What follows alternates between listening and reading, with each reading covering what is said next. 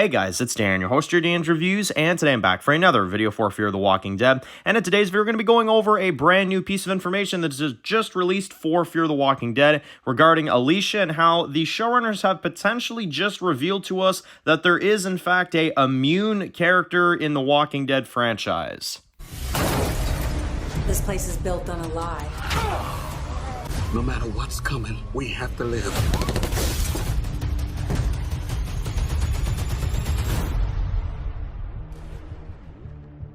Alright guys, this one's going to be doing a review today. This one's going to be doing a review for Fear the Walking Dead. And in today's video, we're back with another discussion topic video. You guys wanted me to go ahead and do this one. We're going to talk about a brand new interview from the showrunners of Fear the Walking Dead. And basically their addressment of the Alicia character at the end of Season 7. And how Alicia is now confirmed to be surviving past the Season 7 finale. So recently there's been a lot of course, questions going around. Fear the Walking Dead is almost back. So the showrunners have had a lot of questions asked towards them.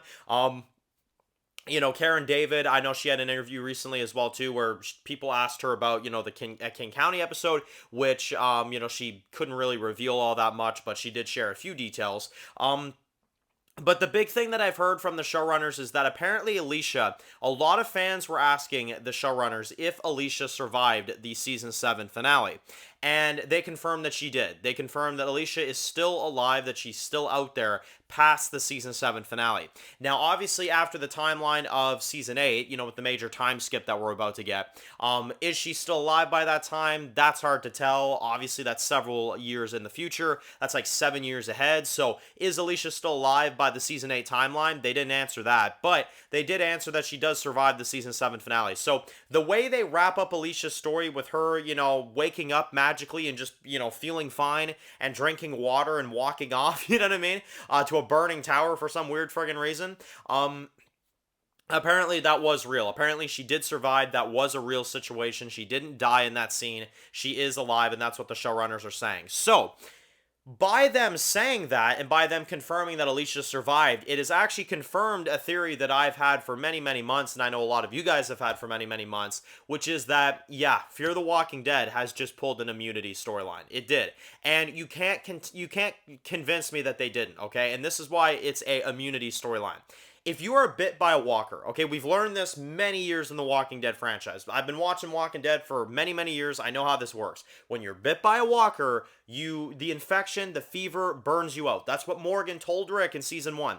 When you're bit, if you don't chop that off in time, the infection will, of course, kill you. The infection will take you down. And we haven't really seen the average human survive more than a day after a zombie bite. You know what I mean? Jenner in Season 1 even explained that. Like, everybody's different, but it relatively goes around the same amount of time. You don't survive several months with a freaking zombie infection, okay? So, Alicia chopped her arm off, fine. And she was fighting the zombie infection the whole time because I guess she didn't cut off her arm in time, right? So if she didn't cut off her arm in time and the infection was still in her, that thing would kill her. That thing would absolutely kill her. And it wouldn't even take that long. It would take a day at most, maybe 2. You know what I mean? We've seen it with Carl. We've seen it with a whole bunch of other people. It does not last that long, you know? And with Alicia, not only is that part unrealistic, she keeps the bones of her frickin' arm stuck to her frickin' like hand, you know what I mean? Like her hand and like some of her arm, she tries to attach to the rest of her arm, for crying out loud, okay? So the disgusting bacteria of the old bones and all this stuff that's like stuck to her that she uses as a weapon, that would also kill you in addition to the actual zombie infection, okay? You know, she wonders why she's losing her crap. She wonders why her mind is elsewhere, thinking that a walker is going to take them to Padre. Maybe it's because you have bones, your old bones stuck to your hand, and you're fighting an infection after all this time. You know what I mean? So now we know, after all these, you know, episodes of Alicia passing out, waking up, passing out, waking up, passing out, having these fever dreams, having all this stuff, and then for her to just be fine all of a sudden, take the random offshoot nap, wake up, and she's totally fine, drinks a little bit of water and leaves. Wow. And the reason why I bring that up is because let me compare this to something a little bit more realistic. Let me compare this to something that's a little bit more realistic in the zombie franchise, okay? Let me bring up something like The Last of Us real quick. There's a character in that series called Ellie, who of course is infected by a zombie bite, right? And nothing happens, right? She ends up getting infected immediately, and she thinks she's gonna die, but does she pass out and do all this stuff for all this time? No. Ellie gets infected and nothing happens to her. That's the miracle behind it. That's the intriguing part, you know? She doesn't start slowly dying and then, oh no, now she's good. No. When she's infected, nothing happens to Ellie. Nothing happens to her, you know? And that's what makes The Last of Us so interesting, right? Is that when Ellie got infected, she immediately was just fine. And she's just been fine, you know? That's what immunity is, you know what I mean? Not someone that gets bit, sticks bones to their frickin' rest of their arm, slowly dies, the infection is killing them, and then all of a sudden she wakes up and she's totally fine, and now she's immune? You want to tell me she's immune to this whole thing? Get the frig out of here. Get the frig out of here, man. Honestly, the writers don't even know what they're doing anymore, and I'm sorry, anybody that can defend this, please plead your case below, because there is no way that this makes any logical sense. Ellie in The Last of Us getting infected by, one of the clickers or whatever, and she just, nothing happens to her. She just is able to go on, and that's the freaky part. They wonder why Ellie was not, having a fever, why she wasn't, getting infected, and it's because she's immune. Not because you're passing out every 2 seconds, have bones stuck to your arm, and then randomly at the end of the season, she wakes up and now she's immune. Now the virus isn't killing her. You know what I mean?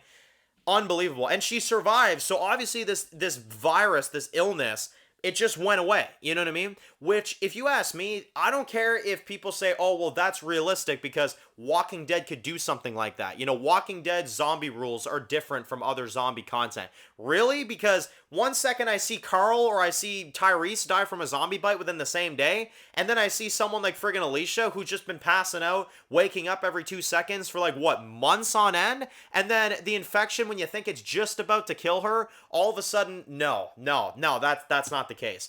Get the frig out of here, man. That is absolutely ridiculous. And the worst part is, I haven't even mentioned the worst part of this whole thing. The Walking Dead has done a character that is now immune to the virus, right? Without any kind of, science behind it. It's just whatever. She's just immune because that's how it's going to go, even though she's been passing out all this time. But not only is she immune, why would you have a character immune in the Walking Dead franchise that's gone from the franchise? You know what I mean? Like, if Walking Dead took the immune approach, I would actually like it, to be honest, guys. Like, put all of the stuff aside I just said about Alicia for the last, 5 minutes. I would love to see a character get bit in the Walking Dead franchise and nothing happens to them. And then it's like, oh, frig, what's going on here? This is crazy. This is game-changing, There's someone in this franchise that just got bit and nothing happened to them. Hell, I would have enjoyed seeing it with Alicia. If Alicia got bit and nothing happened to her, and it was this big mystery of oh my god, someone's immune in the franchise. That would be cool. But when you make it seem like she's dying the whole season and she puts bone hands, you know what I'm saying? It ruins the purpose, And we're talking about an actress that is literally gone from this franchise. So even if Alicia's immune, which is practically what these writers are saying, who gives a frig? She's gone. You know what I mean? It's who even cares, And I think that's the biggest thing that's really upsetting me is that it's we're talking about a character that's, at least they're trying to tell us she's immune to the virus, which makes no sense, but whatever. Even if she's immune, why would you pick Alicia? A character that's leaving this franchise. You know what I'm saying? Pick a character that's still around, If you want to do that with, I don't know, Madison or something, she gets bit and nothing happens to her, then it'd be oh, frig, that's crazy. She didn't die. Oh my god, But with someone like Alicia, it's even if she is immune, who gives a frig? She's not in this franchise anymore, And that's been stated many, many times. She's gone from this franchise. And honestly, if anybody needs proof that Alicia's gone from this franchise, watch this video. The Walking Dead and The 100. I don't think it's a spoiler to say that there are no zombies or space beings in St. Ed. Believe it or not, no. But she is so haunted and... Honestly, finally. I feel like zombies were for a while. We're good now. Good. She's done. Alicia is gone from this franchise. She is thankful she doesn't have to do Walker stuff anymore. You know what I'm saying? So either way, guys, this is utterly ridiculous. I love the idea of a immune character in The Walking Dead. I think that would be a fresh vibe to this franchise. But when you do it with a character that's been going through the arc that Alicia's been going through, and that character, that actress is gone from the franchise, why in the world would you do that? You know what I'm saying? Just have Alicia leave the show like a normal human being, you know? You could have just had Alicia simply just leave, you know? Instead of having her being sick and dying and this and then returning and being totally fine, just have Alicia leave the story, you know? They did it with Althea and it worked very well. With Alicia, there is no way I can defend what they're doing here. And in particular, now that they've told us that she's practically immune to this virus, that she did fight this virus off and now she's perfectly fine, that is unbelievable. That is a terrible writing decision. And honestly, I'm telling you right now, Fear the Walking Dead has failed attempted at doing a immunity storyline, and I can't even believe they tried. So, anyway, let me know in the comment section below. What are your opinions about this? I had to do a video on this because this is just so random. It's so weird, and it makes no sense. It absolutely makes just no sense. So, let me know. Of course, if you're new to the channel and you enjoy this video, make sure to click that subscribe button so you don't miss any other videos for Fear the Walking Dead. Make sure to follow me on Dan's The Walking Dead reviews on Instagram, guys. And, of course, I'll see you guys very soon for more videos for Fear the Walking Dead. Enjoy the rest of your day, guys, and peace out.